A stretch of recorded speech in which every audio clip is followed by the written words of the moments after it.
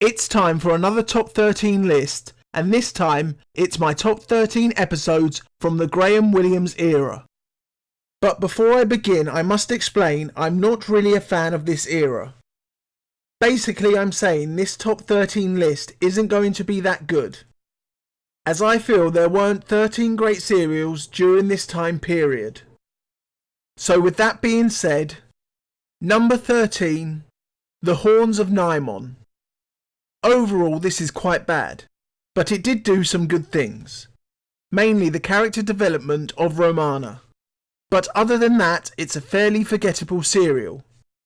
Number 12, Nightmare of Eden. This serial is so bad it's good, and I can't help but enjoy it. It splits Whovians as being good bad or bad bad, and I just happen to be one of those people who can watch this and laugh rather than get mad.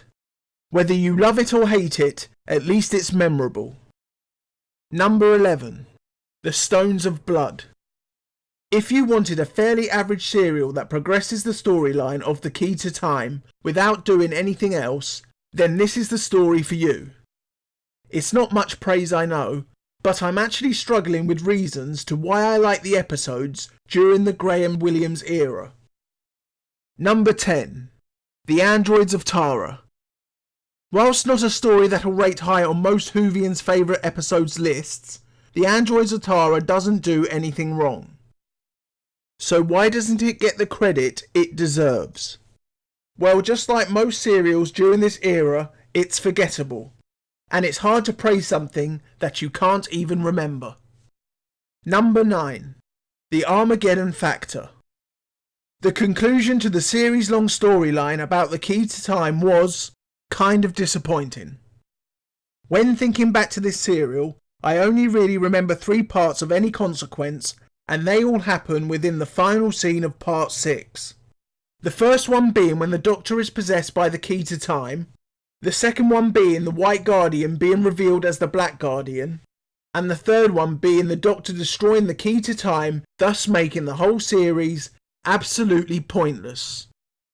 Number 8, The Rebus Operation.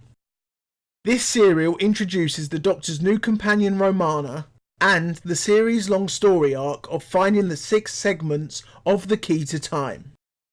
The bickering dialogue between the Doctor and Romana is brilliant, and it's refreshing to see the Doctor on the back foot for a change, as Romana seemingly knows the Doctor better than he actually knows himself. Overall, it's an average serial but a vital one, as it sets up the storyline for the following 5 serials. Number 7, Image of the Fenn.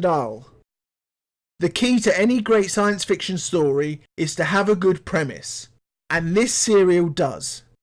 How is it possible to find a human skull that dates back millions of years before the human race actually came into existence? If that doesn't scream sci-fi, then I don't know what does. Sadly though, the rest of the serial doesn't really deliver, and that's not to say it isn't good, it's just with most serials around this time, maybe they would have worked better as a 2 or 3-parter rather than using the traditional 4 episodes format. Number 6, Destiny of the Daleks. As Dalek stories go, this one is average at best, but it may be thought down upon even more due to it being a follow-up for Genesis of the Daleks, which some have deemed the greatest Dalek story ever written. But what I enjoy most about this serial is the interaction between Davros and the Doctor. They both have the power to end the war between the Daleks and the Movellans, but they choose not to intervene for very different reasons. The Doctor won't intervene because he's trying to avoid the war, whilst Davros won't intervene because he knows once he helps the Daleks win, they'll discard him again. And that scene is reason enough for it to be in 6th place. Number 5, The Sunmakers. This serial was written by Robert Holmes after his experience with the Inland Revenue, but it was toned down by Graham Williams, who feared repercussions if Holmes's original script was produced. Sadly, what may have been an even more cut-in satire on the whole tax system was cut down, not to offend. So we never got to see Holmes's complete vision. But despite that, it's still quite enjoyable and every Whovian who is fed up with paying incredibly high taxes should put this on, and take solace that at least one debt collector got their comeuppance. Number 4. Horror of Fang Rock. The main reason to why I like this serial so much is because this feels like a Philip Hinchcliffe era serial. I know it sounds like I hate Graham Williams, but the truth is I know very little about the man. I just think that some of his decisions were wrong, except in the early part of his run, as we were still feeling the after effects of the great Philip Hinchcliffe. Number 3. The Pirate Planet. It seems as if this serial was specifically written for Tom Baker, as I can't imagine this story working for any other Doctor. It perfectly captures the Fourth Doctor's personality, and Tom Baker must have realised this, as his acting matches the superb script. Also, the idea of a deranged cyborg using a movable planet to destroy other planets is brilliant, although it does sound a little too familiar. Number 2. City of Death. It's so rare to get a 100% hit rate when it comes to script, directing, acting and casting, but City of Death did it. And it has one of the strangest stories in Who history. An alien wants to steal the Mona Lisa. To me that sounds like a plot point in a Doctor Who parody, yet it works. And number 1, The Invasion of Time.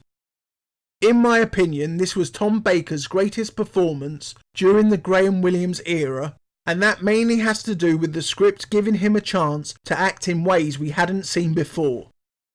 We also get the standard goodbye to a companion, which was a mixture between the departures of Susan and Joe. Sadly, it lacked the heart of the previous mentioned departures. Other issues I have with this serial is the very sudden change of the enemy halfway through the story. Also, the Sontaran makeup seems to be getting worse with each Sontaran appearance.